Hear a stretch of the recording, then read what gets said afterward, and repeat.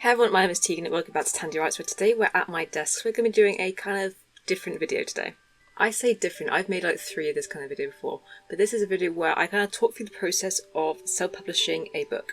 My book, There Will Be Other Summers, at time of filming this, is not out yet. It's wearing this like beautiful handmade cover, so you don't have to see the Amazon stripe. But this book, at time of recording, is not out. At time of this video is out, this book will be out and hopefully living a lovely life out on people's bookshelves. But as this book's coming out and I spent a lot of time making it, I thought I'll talk more about how I made it. And like I said, I've made, I believe, 3 of these videos in the past, and I will bring up all those things mentioned in this video, but those were all videos where I talked about making like the whole process of the book, start to finish, like cover, interior, ebook, everything. But I wanted to do separate videos where I just focus on one specific element, so I'm going to be a bit more detail, and hopefully someone will find this helpful.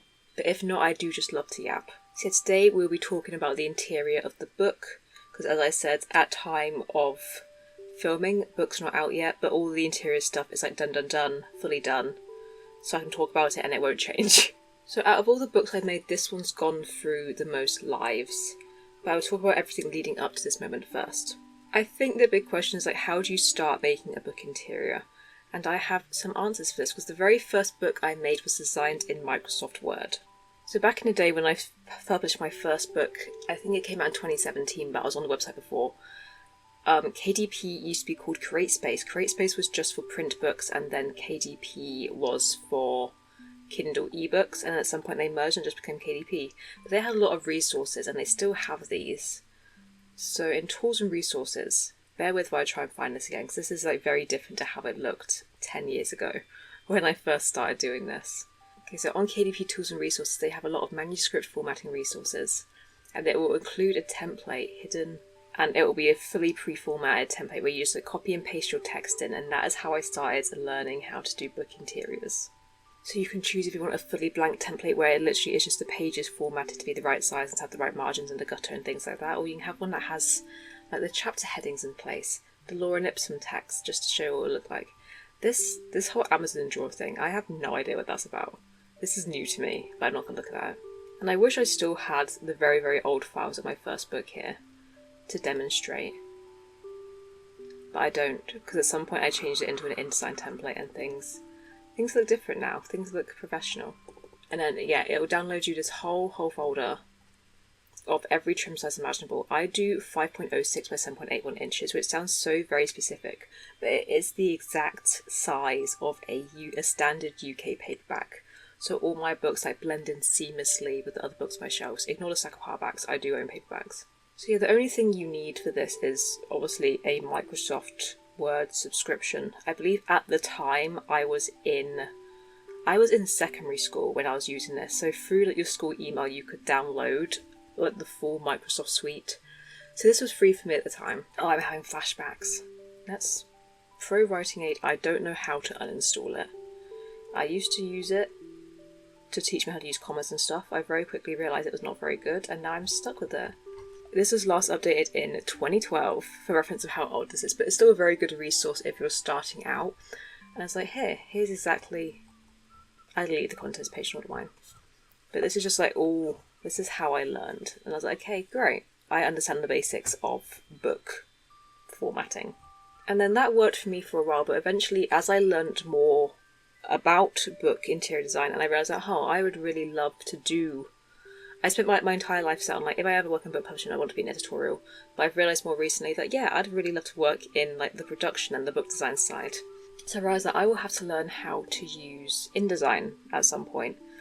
And then, believe it or not, there is an InDesign equivalent of this free template, and I really love it. So the website I use is InDesignSkills.com, and then they have like a template in the free template section. And someone here, I was looking earlier, it's on page 4.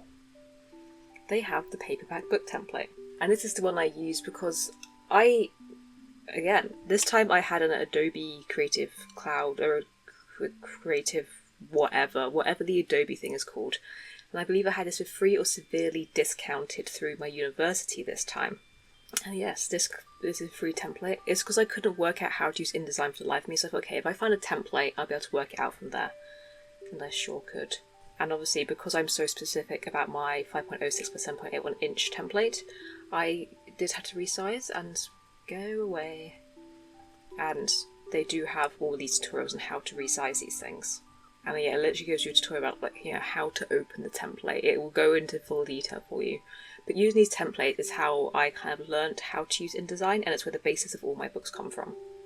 So let's go through some books I've made, and then we'll start talking about the Will Be Other Summers a bit more. The first book I made using InDesign was March and Feather by Emma Sasker, and that's because this is a friend's book, and I thought, you know what, I can't format this in Microsoft Word. Because my first book was Microsoft Word, the first version of my second book, Paper Forests, was also Microsoft Word.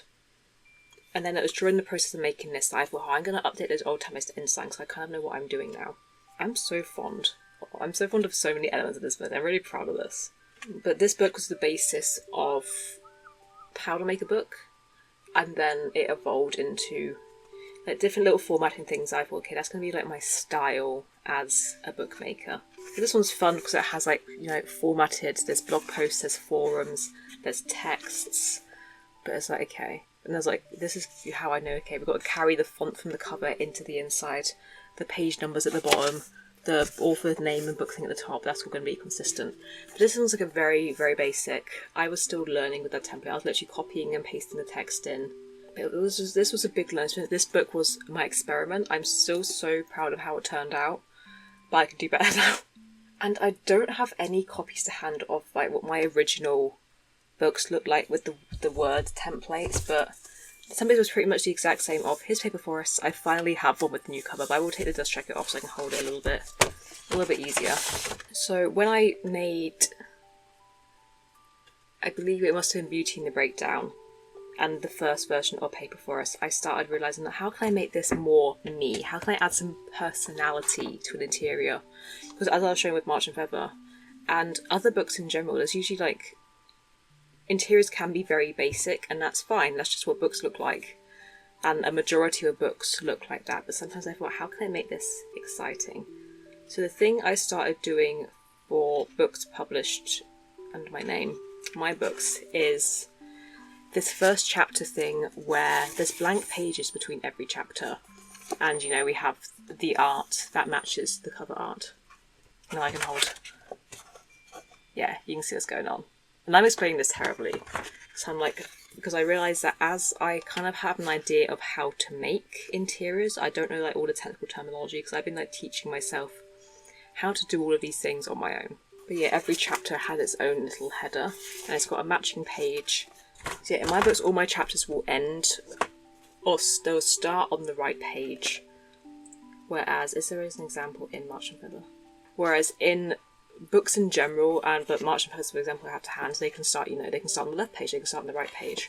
But I wanted all my chapters specifically start on the right page, so there's like a nice blank page to start here. But where is one? This is where, okay, and so when the chapter ends, there's also a blank page here. Because I wanted like a nice little safe space. I want a nice little safe space to like rest between reading chapters. Because if I see the next chapter on that page, I'm just going to keep reading forever and I'll be stuck in the constant loop of reading. But here, it's like, okay, I can just end here. I don't have to fall into the just one more chapter trap. Which is very silly, but I like it. I like looking at the book and you can see like how long each chapter is. But so yeah, when I made the first version of Paper Forest, I started designing it like this. And then all the pages at the start also have that full, in this book it's black pages, in The Will Be Other Summers it's like notepaper. But it's like, hey, there's like a full, it means the cover design can be carried out throughout the book, and I like that it all ties in like that. It feels really special to me. I like how it looks, but it's just completely unnecessary. It's like very extra book interior. But this is all done in InDesign. And I believe to make the original images, well, for just like this image in particular, it's Photoshop. I use the Content Aware Fill tool to remove the characters, because it is just the cover picture. I just removed my lovely little characters. I flipped it some ways, I made it black and white. And then for this page here, I think I must have just used Canva, like some of the free elements, just to add this torn paper effect and the trees, and just to add a bit more, you know, I keep saying personality. that's not what I mean. And this is the book where I started using the little, I can never remember these, the little pictures between scenes, which does have a name. It's got a really fun name, but I cannot remember what it's called for the life of me. But yeah, this version of Paper Forest and March and Feather were made around at the same time. I was learning how to use InDesign with this one, and I was updating or making a special edition at the like alongside. And the second I learned how to do something, I would apply it to Paper Forest. So these books, despite being completely different, are like sisters. They're siblings in my heart just because they were made at the same time. And then I used everything I know to start on There Will Be Other Summers. And because I spent so much time messing around in InDesign, I had like a pretty clear idea of what I wanted this book to look like. To the point where I have... What did I just drop? A Polaroid of me and my dogs. I have a final draft, and then I have these drafts that I was making. I think this is 50% of the way through the book, 75%, and then 100%, and then this final one is for more like interior-y stuff again. But I was kind of working out what I was doing as I was going, and I was ordering these proofed copies as motivation to visualise my book as a finished book. There is absolutely no reason at all why you would need to be designing your interior as you're still drafting the book. But so I was pretty confident I'd be self-publishing this. Okay, I thought I'll do it at the same time. I can experiment, and it keeps me motivated because I'm still working on the book, but it's more than just the drafting process, because sometimes you need a little break. So the first version of There Will Be Other Summers, the first 50%, it is pretty much how it ended up looking. A lot of things has changed, and I know this doesn't show off very much on camera, but maybe it does. But the design for this one is, it's literally plain note paper, and this page is note paper, and it's got a ripped edge here, but it's more of like a fade in this one. But that's because a lot of this book is spent with the characters writing letters to each other, and the main character Asher is writing in like a journal a lot, and it feels very diaristic in nature. So I wanted the book to kind of look like a journal. And also, if you're someone who annotates books, here's just a piece of lined paper for you. And this one also incorporates some of the texting from March and Feather. It also includes a lot of like handwritten elements. So if someone is actually writing a letter, or there's this bit where there's a post-it note stuck on a door, you will see the post-it note. But in this version, it's literally just a grey square with some text in, just so I could have an idea of how much space this would take up. And this one, you can see the font's kind of big, the line spacing's big. The bit at the top where it says my name and the book title is too small. And I'm glad I made so many copies so I could do very nitpicky edits between each one. And then this book's also kind of split into, it takes place over May, June, July, August, September, 5 months. So each start of a scene it marks where each month starts. The final version is, I think, 382 pages. How it's formatted to be 382 pages, but if you take out all those blank pages, you know, there's 30 chapters, each one has a blank page. It goes down to being, I was doing this the other day, I think it comes out to being 317 pages, but it's just formatted to look chunky. Which makes sense because, let's hold up this version. Like, these books have a similar word count. I think There Will Be Other Summers is 70,000 or maybe 69,000. March and Feathers is in the 70s. But despite being similar word count, one is a lot thicker than the other. And that is just because I learned a lot about formatting in between making these. And I learned about my whole blank page thing that I really love. And a lot of things about line spacing and so many other little like technical things that this book could end up looking massive. And a lot bigger than it actually is. So don't be misled by thinking this is a chunky book. It's only about 320 pages in its heart. So yeah, from the start I was pretty set on this note paper aesthetic and what font I was using. And that's about it for this version. The next version I started thinking like, it's got the cover on. I thought, what if these pages at the front had a version of like the cover, like how Paper Forests is. And I thought, okay, I like that there's pictures there and it's different to how the other pages look in the book. I wasn't married to this idea, I liked it, but I was holding it out to see if something else would come up. And then there's things where the font size has changed a bit, like you can actually read my name at the top. And the main thing I included in this version is the characters have to write like a monthly letter as part of a therapy group exercise to each other. And originally I wanted to include these letters in between yeah, so for each month you would actually see the letters that the characters wrote for each other. And then as I was like, you know, I started writing the letters, I thought this is a lot of extra work and I feel like I'm telling the reader too much. Some things can be left open to the imagination. So I think I ultimately scrapped that, but yeah, there was a time where the letters were going to be included. This next version, you can kind of tell by how it looks from the sides that I scrapped those dark pages with the letters. I was still stuck with like the cover idea for the front matter. And in here, yeah, some of the little scraps of paper that we have found throughout the book are actually like handwritten and included and ready to go. And again, there's little font size changes, but not much has changed. Like, I was like set on the start with what I was going to do. And here's an example of some texting in here, and this is where I realised that in March and Feather, other than the character's name saying who's actually sending the text, the font's all the same. Then here I realised that, oh, let's change to a sans serif font so you can actually see more of a difference. And then my final interior. Again, I think the font size is final. I look at it and I think, you know, that looks like how a font should be. Everything else is good. I like how the texts look. I like how... I like that this little illustration here is a little... I traced a picture of some flowers I found in the Lake District. And it's just like a very little special nugget. A little Easter egg for myself. Because everything about this book is for myself. But this is the version where I think I decided that I was going to change the pictures at the start, which were the black and white version of the cover interior. I changed it to be these like Polaroids, including photos that I've taken of locations and events that are mentioned in the book. And that was, again, I'll keep showing, a little personal Easter egg. Because I thought, if I'm going to self-publish this book, I can make it as for me as possible. Like, I did try and query this book.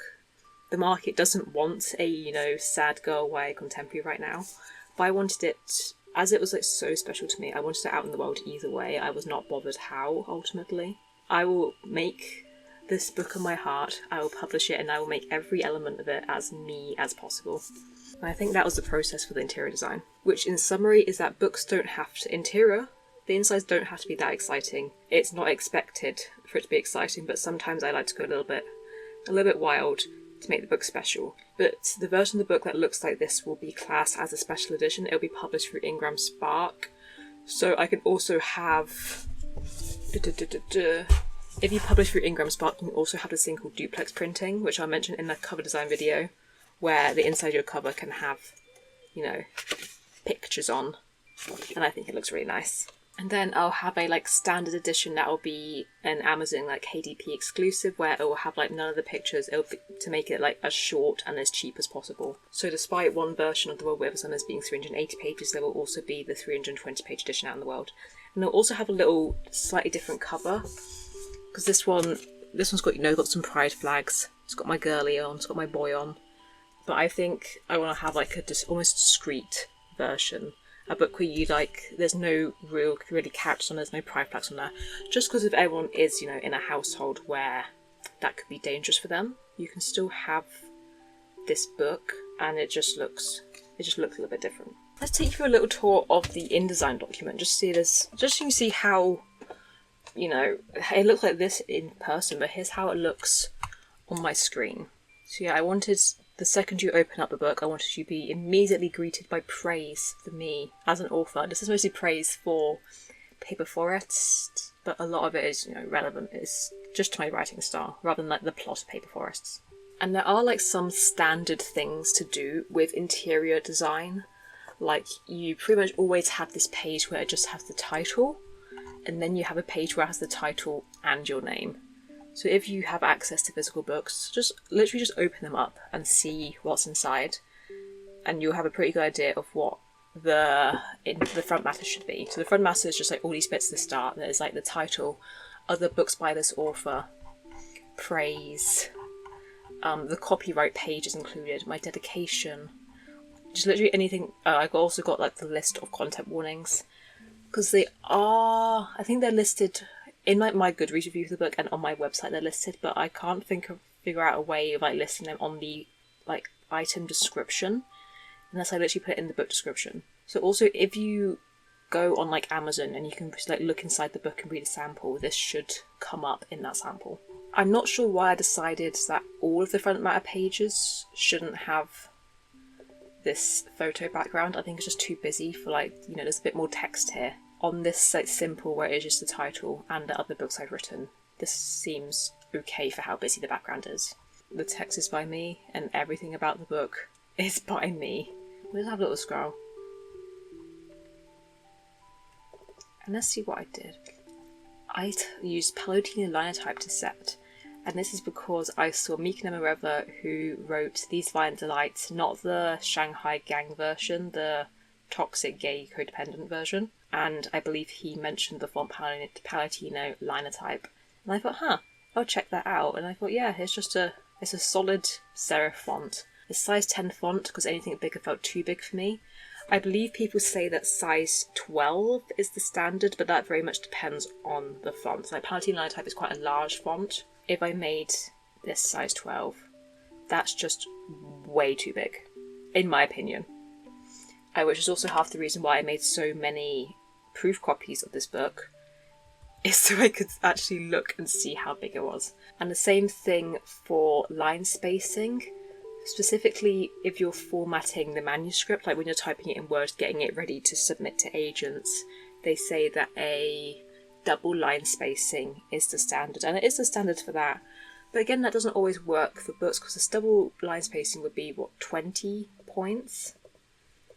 And that's just too much for a physical book. If you're someone who, you know, annotates books, takes a lot of notes, something like this would be great, but that is, again, just too big.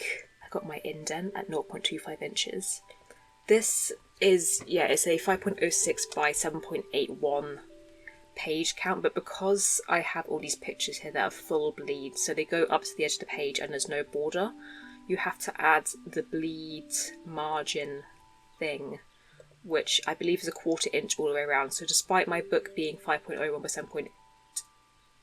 5.06 by 7.81 inches, you have to add the 1/4 inch. So when the book gets trimmed, when they colour down, your image will actually go all the way to the edge. So it ends up being 5.185 inches by 7.935. And that is why also, when you look at it here, you can see between where the book title and like where my name is, there's like a sufficient gap at the top. But because it gets trimmed down, if you look at it in the book, my name is quite close to the edge, because that extra like 1/4 inch has been cut off for the sake of me having pictures. Yep, here's the little picture I drew of the flowers in the Lake District. Is there anything of interest?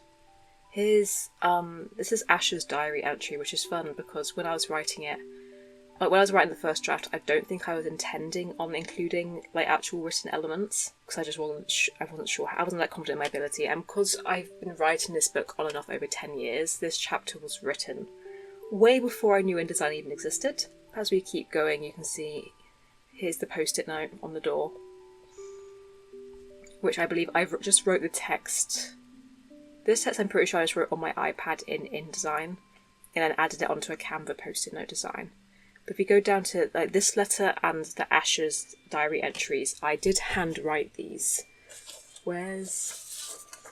This is Asher's diary entry, just on this bit of paper that I've had lying around. And then I wrote what's referred to as the tear-stained letter, this one here. I wrote it, I literally just took a picture on my phone, upped the contrast, opened it in Photoshop to remove the background to make it a PNG.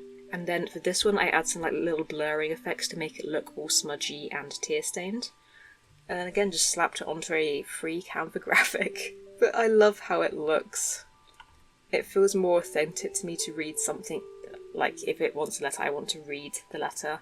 It was all my handwriting, so every handwriting, despite being different characters, all looks like mine, but that's fine. I hope people have a short memory. But it's just a little extra, like the little detail of love that I like in here. Then we go down and we have some texts where for a while I was debating actually going in and putting like the text speech bubble around it. But I think that's a bit, I couldn't tell if it was a bit much. I'm not fond of how it looks, but I might rethink that in the future, because while I was formatting this, I read Dear Wendy which is here, which has, again, a lot of these social media elements, and I like how it's done in there. So we'll see. Because other than like this whole blank page thing that I got going on, it is just standard book formatting. I've got a drop capital in there, which I googled how to do. It's in the paragraph. And here, you can change how big it is. I went for 3 lines because that felt okay. And I spent a while umming and ahhing about if a YA contemporary should have drop capitals. I guess I ultimately decided yes, because I wanted just to incorporate this font throughout the book more. And this font is called Kato. I believe it was free as part of the Adobe font thing, because I have my Adobe subscription. And that font is included all over the cover, except, well, it is all over the cover. But I like traced over it in InDesign with the shale brush to make it look a bit more handmade, a little more artsy. But yeah, that is the font, and it is included all the way throughout the book on these master pages, because I learnt how to use master pages on this design. But this template is literally that one that I showed you, this free template I downloaded. I customised it enough that it looks like mine, but this is literally a free template. This is in fact the Paper Forest template, which I changed the pictures out because I couldn't be able to remake it. Because I think, work smarter, not harder. But yeah, the Kato font's everywhere. This is size 8 for up here, because it has to be a bit smaller than the text, but the main text, but still legible. It's small text. And I wanted to make sure the emojis were still outlines, rather than becoming an actual emoji, which I think they did in one version of this book. Let's keep scrolling, let's go all the way to the end. Okay, and the very final page is this photo collage again. Because for a while, I thought that I wanted the inside of the cover to be this photo image, should wrap around the full bleed, and I think that would look very, very cool. But it would have to be black and white, and I think I want a bit more colour, but I know what I've done for the inside, and you'll see that when I make the cover video. So in summary, that's how I designed the interior for my new book, There Will Be Other Summers, and also how I made this book, and this book as well. And if you want to know more specifically about March and Feather or Paper Forest, I have made full videos going through the whole process of these. They're about 20 to 30, let's say 15 to 25 minutes long each, and that goes through the interior design, the cover design, the ebook, all of that. So in a lot less detail than this, but probably more concise. You might get the point. So thank you so much for watching this video, and thank you so much to those who have loved There Will Be Other Summers so far. And I hope to be back soon to talk to you about the cover making process for this book. Thank you so much for watching, and I hope to see you next time. Bye!